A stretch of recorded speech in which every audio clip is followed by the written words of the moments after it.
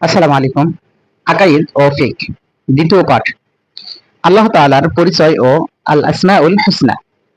সুন্দর এই পৃথিবী, সুনীল আকাশ, অগণিত জীবজন্তু, বৃক্ষলতা, আলো, বাতাস, মাটি, পানি, বালু, পাথর, পাহাড়, সমুদ্র, নদীনালা, চন্দ্র, সূর্য, গ্রহ, নক্ষত্র সবকিছু মিলে প্রাকৃতিক সৌন্দর্যের এক অপূর্ব নীলাভূমি আমাদের এই বিশ্বজগৎ।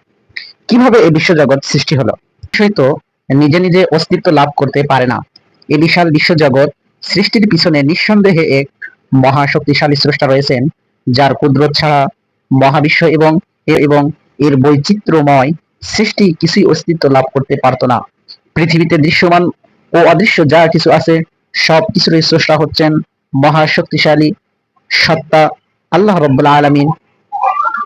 এই মহাবিশ্ব সৃষ্টি ও পরিচালনায় তার কোনো সাহায্যকারী ও সমকক্ষ নেই। আও কানা ফিহা আলিহাতুন ইল্লাল্লাহু লাফাসাদাতা। যদি আকাশ ও পৃথিবীতে আল্লাহ ব্যতীত বহু ইলাহ থাকতো তবে এগুলো ধ্বংস হয়ে যেত। কোরআন মাজিদে সূরা ইখলাসে আল্লাহর পরিচয় অত্যন্ত সুন্দরভাবে ফুটে উঠেছে। কুল হুয়াল্লাহু আহাদ আল্লাহুস সামাদ লাম ইয়ালিদ ওয়া লাম ইউলাদ ওয়া লাম ইয়াকুল লাহু কুফুয়ান আহাদ। হে রাসূল সাল্লাল্লাহু আলাইহি ওয়াসাল্লাম, আপনি বলুন, আল্লাহ এক ও অদ্বিতীয়। আল্লাহ কারো মুখাপেক্ষী নন, সকলেই তার মুখাপেক্ষী। তিনি কাউকে জন্ম দেননি এবং তাকেও জন্ম দেওয়া হয়নি, সমকক্ষ কেউ নেই। সূরা ইখলাস। সৃষ্টি জগতের মালিক ও নিয়ন্তা মহান আল্লাহ। তিনি আমাদের রিজিকদাতা ও প্রতিপালনকারী। তিনি অনাদি ও অনন্ত। তিনি চিরস্থায়ী ও চিরঞ্জীব। তিনি সব সময় আছেন।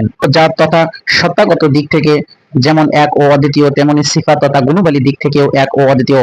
আল্লাহ তাআলা স্বীয় জাত ও সিফাতে যেমন আছেন, আমরা ঠিক সেভাবেই তার উপর ঈমান আনবো এবং তার হুকুম আহকাম সর্বদা মেনে চলবো। আল আসমাউল হুসনা। আল আসমাউল হুসনা অর্থ সুন্দর নামসমূহ। এখানে আল আসমাউল হুসনা বলতে আল্লাহ তাআলার সুন্দর গুণবাচক নামসমূহকে বোঝানো হয়েছে। আল্লাহ শব্দ ছাড়া আল্লাহ তাআলার আরো অনেক মহামান্বিত গুণবাচক নাম রয়েছে, এগুলোকে আল আসমাউল হুসনা বলা হয়। আল্লাহ শব্দটি আল্লাহর সত্তাবাচক নাম।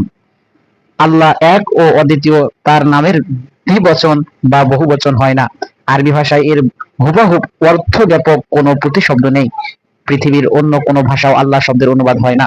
সুতরাং ঈশ্বর, ভগবান, গড ইত্যাদি কোনো শব্দই আল্লাহ শব্দের সমার্থক বা অনুবাদ নয়। তাই আল্লাহ শব্দের পরিবর্তে এই সকল শব্দ ব্যবহার করা বৈধ নয়। মহান আল্লাহ তার আল আসমাউল হুসনা তথা সুন্দর গুণবাচক নাম ধরে ডাকার জন্য আমাদের নির্দেশ দিয়েছেন।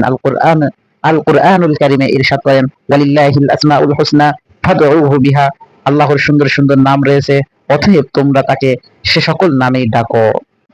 হাদিস শরীফে হযরত আবু হুরায়রা রাদিয়াল্লাহু হতে বর্ণিত, রাসূল সাল্লাল্লাহু আলাইহি ওয়াসাল্লাম বলেন, আল্লাহ তাআলার 99টি গুণবাচক নাম রয়েছে, যে ব্যক্তি তা সংরক্ষণ করবে সে জান্নাতে প্রবেশ করবে। সুবহানাল্লাহ। আল্লাহ তাআলার 50টি গুণবাচক নাম: আর রহমানু অসীম দয়ালু, আর রহিমু পরম দয়ালু, আল মালিকু অধিপতি, আল কুদ্দুসু অতি পবিত্র, আল কুদ্দুসু অতি পবিত্র, আসসালামু শাস্তিদাতা, আল মুমিনু নিরাপত্তা বিধায়ক, আর রাজ্জাকু অধিক রিজিকদাতা, আল আজিজু মহাপরাক্রমশালী, আল জব্বারু অসীম ক্ষমতাশালী, আল খালিকু সৃষ্টিকর্তা, আল কাবীরু শ্রেষ্ঠ, আল মুহাইমিনু সংরক্ষক, আল গফুরু অতি ক্ষমাশীল, আল আলিমু সর্বজ্ঞ, আস সামিউ সর্বশ্রোতা, আল মাজিদু মহিয়ান, আল বাসিরু সর্বদ্রষ্টা, আল লাতীফু সূক্ষ্মদর্শী, আল খবীরু সম্যক অবহিত, আশ-শাকুরু আশ-শাকুরু গুণাগ্রহী, আল ওয়াদুদু প্রেমময়, আল মুজিবু আহ্বানের সাড়াদাতা, আল হাকিমু প্রজ্ঞাময়, আল ওয়াসিউ সর্বব্যাপী, আল মুতাকাব্বিরু মহামান্বিত, আল হাসিবু হিসাব গ্রহণকারী, আল কারীমু অংশগ্রহণকারী, আল গফফারু অধিক ক্ষমাশীল, আল ওয়াহ্হাবু মহাদাতা, আল ওয়ালিয়্যু অভিভাবক, আল কাহ্হারু মহাপরাক্রান্ত, আল কাবিসু